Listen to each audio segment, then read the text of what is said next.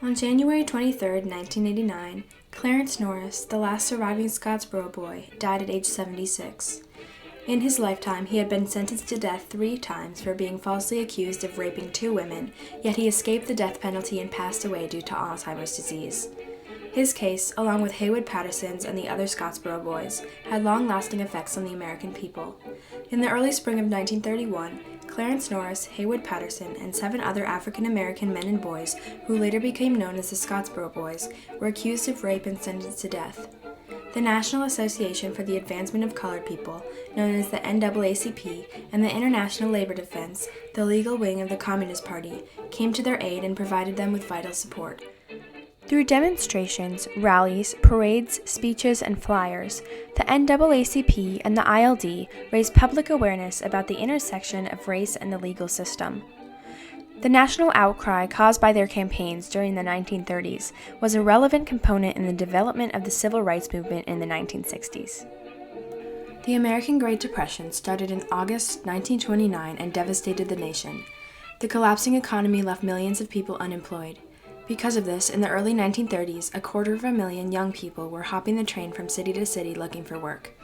Living this way was highly dangerous and put the workers at risk for injury, exposures to the elements, starvation, and even death. Freight hopping was even more dangerous if you were black because racism and territoriality moved on the rails with the population. Even so, many people were forced into this way of life during the Great Depression, including the Scottsboro Boys. These young men, ranging in age from 12 to 19, had come from poor families, and most of their parents were sharecroppers. All of them had dropped out of school at some point before 6th grade to work and help their families survive. They were experienced freight hoppers at the time of their arrest. On March 25, 1931, one of these freight trains was on a route through Jackson County where Scottsboro was located. Haywood Patterson sat on the train waiting to get off at his stop. During this time, an altercation broke out between some white teenagers and the group that ultimately became the Scottsboro Boys. After getting off the train in Paint Rock, Alabama, near Scottsboro, the white boys had gone to the local sheriff. They told him that they were attacked by a group of black teenagers. As the sheriff was arresting the Scottsboro Boys, Victoria Price and Ruby Bates, 2 known prostitutes who were also on the train, accused them of rape. The standard sentence for a black man raping a white woman was the death sentence, but the incident had caused shock in the community, and people wanted the Scottsboro Boys to be lynched. A lot of people surrounding those boys, many of them having guns, of course, and ropes or pieces of rope. They were intent on me. After their arrest, things moved very quickly for the Scottsboro Boys, and their initial trial took place only 12 days later on April 6, 1931. Despite being held in a county with a large African American population, the trial took place in front of an all-white, all-male jury. 8 out of the 9 Scottsboro Boys were sentenced to death by the electric chair. Soon after the first set of trials, the International Labor Defense, or the ILD, got involved and convinced the young men to sign an affidavit agreeing to accept their help. Since civil rights were a central part of the Communist Party's image and reputation, the ILD offered to provide defense attorneys. The Scottsboro Boys readily accepted because they had not been provided with competent public defenders, and the case was handed over to the Communist Party. The ILD held rallies, gave speeches, and led parades and demonstrations all over the country in support of the Scottsboro Boys.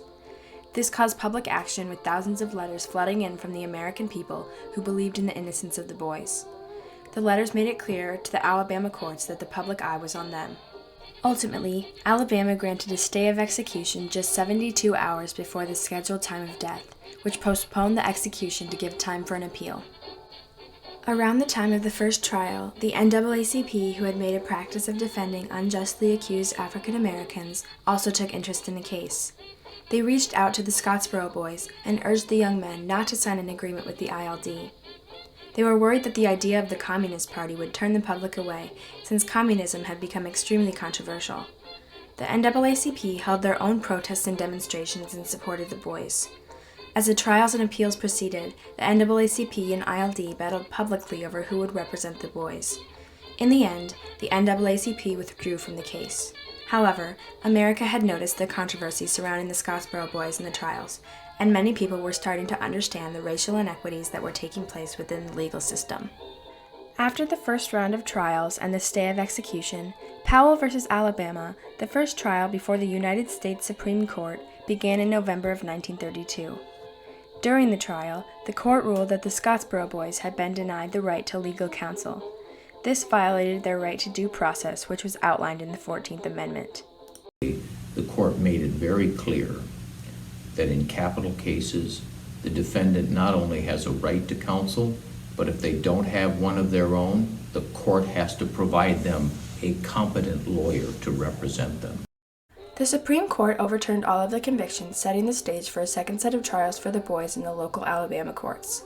While the prosecution's case seemed weak at the beginning, it weakened even further over time.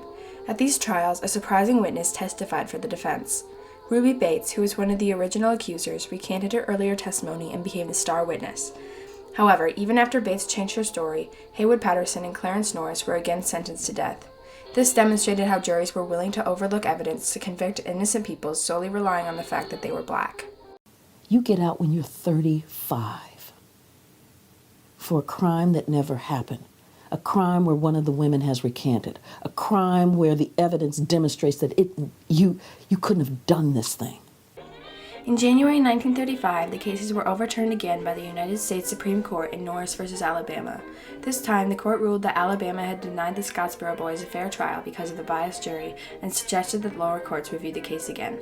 There were many more trials and appeals following the second Supreme Court decision.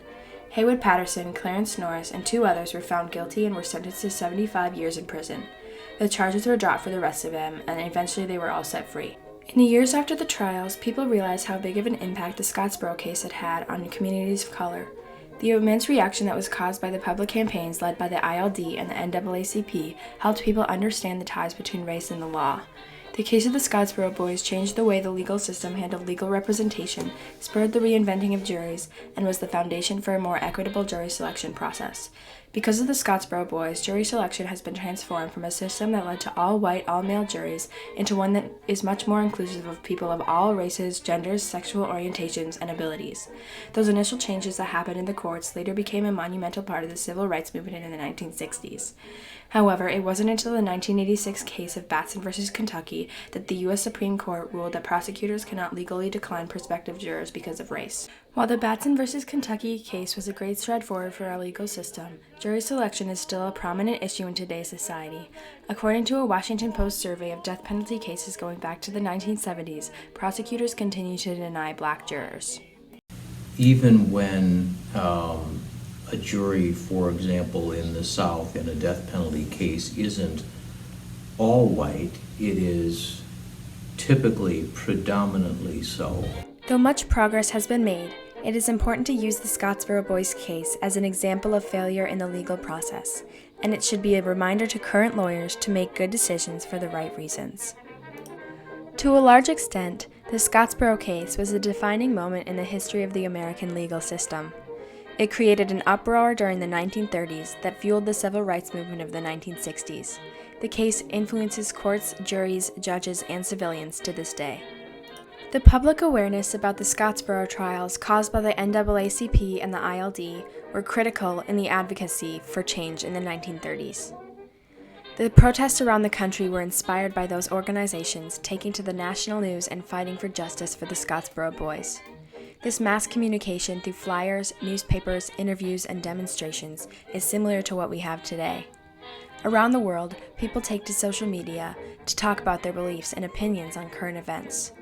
The most substantial advancement in the communication from the 1930s is that now everyone is able to have a voice and speak up on various platforms about topics that are important to our communities. And but what makes social media unique for what we had so far is we all, at the basic technological level, the same. Whether you have a Twitter account or an Instagram account or a Facebook, or a TikTok account for that matter, or the New York Times or CNN or Fox News or the president, we all can do the same thing on social media. As we continue to advocate for equality in the legal system, Americans can use the legacy of Clarence Norris and the other Scottsboro Boys as an example of how telling a story can fuel a social movement for change.